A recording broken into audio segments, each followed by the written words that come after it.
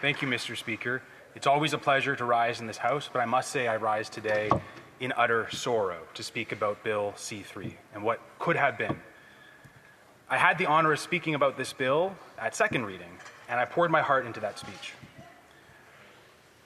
For the first time in this House, during my last speech, I spoke in French to underscore that Canada is not a post-national state. On the contrary, it's a marriage between two peoples, the French and the English.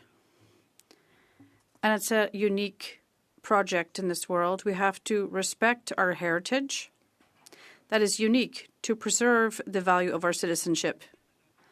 Canada is strong as Canadians are working to make it so. We don't need a two-speed citizenship system.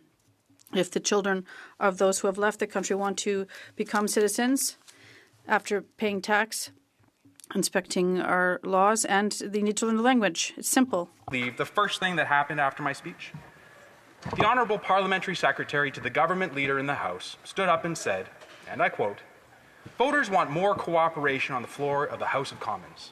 I agreed. He said we should vote for C-3 and allow it to go to committee and pass amendments to make a better law. You know, I'm new here, and it is perhaps for this reason that I took him at his word. I voted for C-3, and at committee, Conservatives brought forward excellent amendments to make a better law. Shortly after that speech, I did an interview with the local CBC syndicate radio in Kitchener-Waterloo. The host, Craig Norris, asked me what I was working on and whether there were opportunities to cooperate with the Liberals in the House. I immediately spoke about C-3 and my honest belief that the Liberals would allow us to remediate this law through amendments at committee. And that's why I stand in sorrow today. It seems that the rug has been pulled out from under us. So those following at home will recall, Bill C-3, before amendments, would have allowed the grandchildren, and indeed the great-grandchildren, and the great-great-grandchildren of Canadian citizens who left the country to claim Canadian citizenship even if they had barely lived here, if they had criminal records, if they didn't speak either of our official languages, if they had never paid our taxes or contributed to our civil society by working or living here. Even if they had no intention of ever coming here except to use our healthcare system in a pinch, they could become Canadian citizens. In short, the bill makes Canadian citizenship out to be some sort of free goodie bag to be passed around, rather than a treasured family heirloom. But that goodie bag isn't free, Mr. Speaker.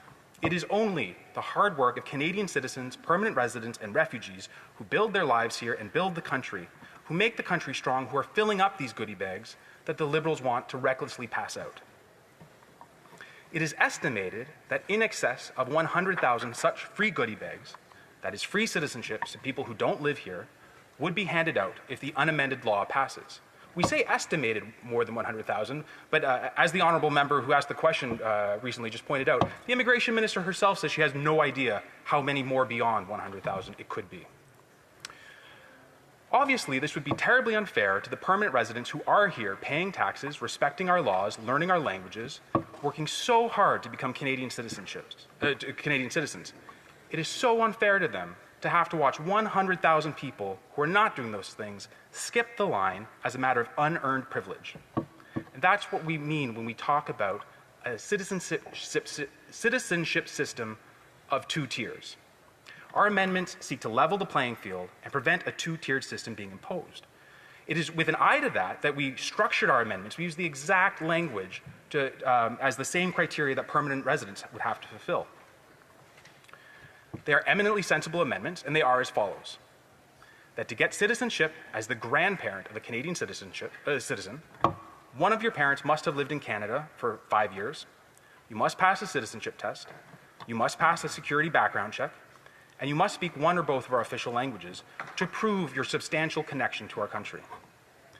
I do believe that the voters who want to see cooperation in this House, referenced by the member from Winnipeg, would want to see cooperation on each of these points. I cannot understand how anyone, except the most radical, post-national ideologues, those who, like Justin Trudeau, believe that Canada has no core identity, could oppose these amendments. Mr. Speaker, the new Prime Minister promised change. and voters gave him a tentative mandate that is a minority parliament on the promise of change. Yet here he is enacting Justin Trudeau's insane post-nationalist ideology. You know, I went through the Liberal Party 2025 election platform. Nowhere in that document could I find any proposition to give away 100,000 citizenships plus to people who have never lived here, who don't speak our languages, who might have criminal records without passing the citizenship test. This is an absolute bait and switch. It is not what they ran on. The new Prime Minister promised change, but here he is reheating Justin Trudeau's radical ideological agenda to make Canada a post-national state with no core identity. This bill, in fact, existed in Justin Trudeau's last Parliament, but he couldn't get it through because the House was seized with the matter of his corrupt green slush fund. And this is not a one-of, this is a pattern. Bill C-8 also is a rewarmed piece of extreme government overreach that Justin Trudeau also tried to pass through this House. So once again, meet the new boss, same as the old boss. The new Prime Minister promised change, but he is feeding us microwaved Justin Trudeau leftovers. It has been 6 months since the last election in which the Prime Minister promised change. He leveraged all of his credibility as a lifelong bureaucrat who had been waiting in the wings to get Canadians to believe that promise. But here we are, still debating Justin Trudeau legislation 6 months later. I suppose they're taking these 6 months to frantically prepare a budget that also is 6 months late. And speaking of the election, Mr. Speaker, you know, I knocked on every door in Kitchener South Hesworth during the spring election. I know for a fact that all the Conservative voters who voted for me would find these amendments eminently sensible and necessary. I'm having trouble hearing myself speak over the very cooperative member. Point of order, the member from Mirabel. I think my colleague should speak a little quieter so the other colleague can finish his speech. Thank you. Just wait 3 minutes if someone else has something to say, and they can ask a question later.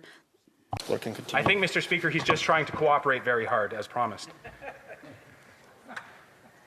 Where was I? But I also know the Liberal voters, the ones who didn't vote for me, the ones who were enamored by the new Prime Minister's promise of change, would find these eminently sensible amendments that are necessary.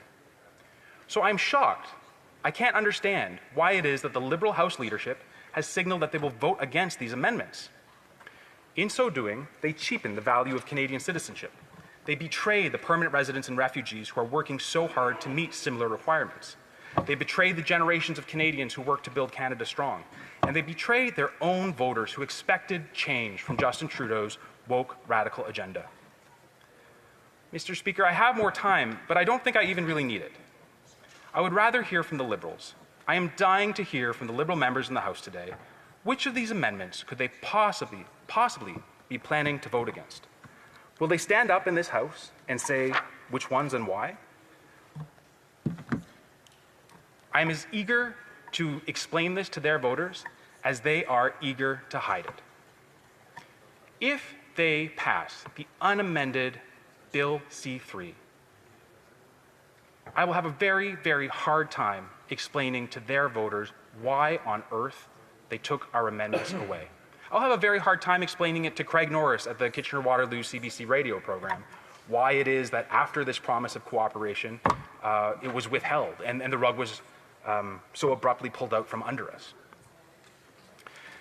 But if conversely it is the case that they aren't willing to say which of these amendments they plan on voting against, then I implore them, there is still time.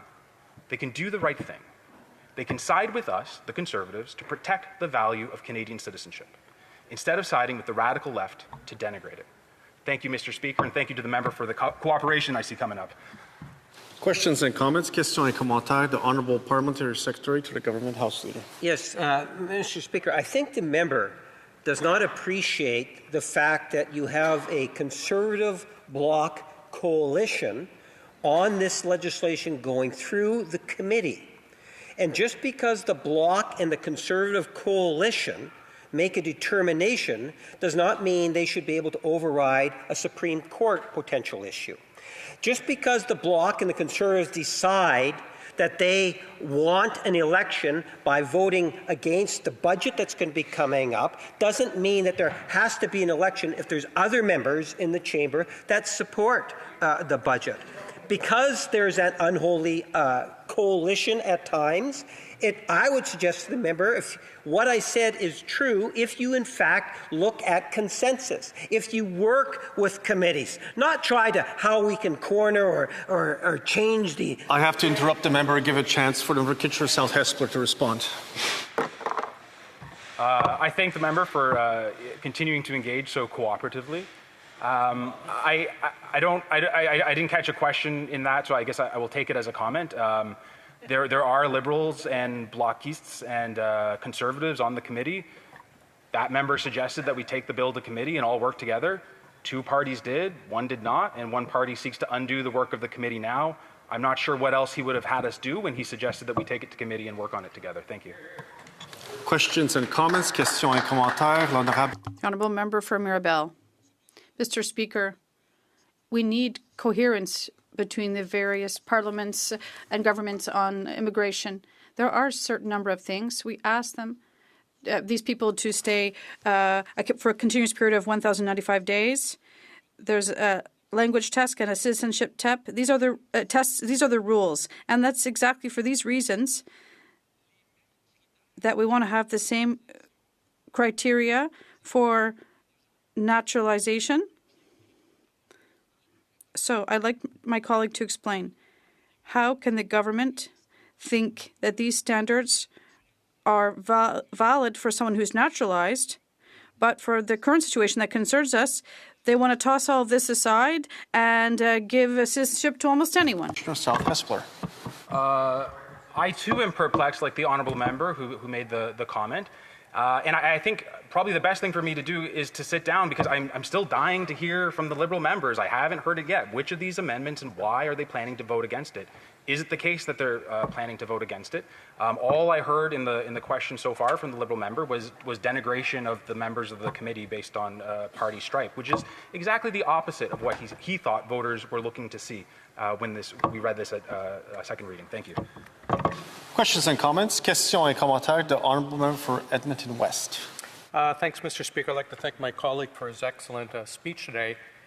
One of the issues we have with C3, the government has no idea how many people are actually affected by this, how many people will receive citizenships immediately or will be affected down the road, and thus a cost to Canadians both on future health care but other benefits.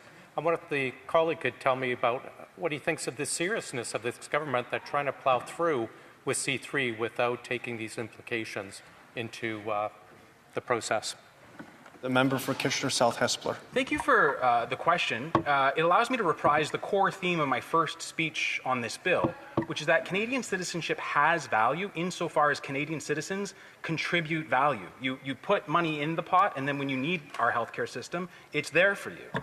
And so then saying that somebody who's never been to Canada, but whose grandparent was a Canadian citizen who left, to say that 100,000 of those individuals can come here for free health care or evacuation from our embassy if a conflict arises, I think it fundamentally misunderstands how citizenship works, how value is built. And I find that particularly ironic, given that the Prime Minister, who is ramming this through, wrote a book on values, but yet he doesn't, and he's an economist, but yet he doesn't seem to understand the economy of value. You only have value in the citizenship when we work hard together to build it. Thank you.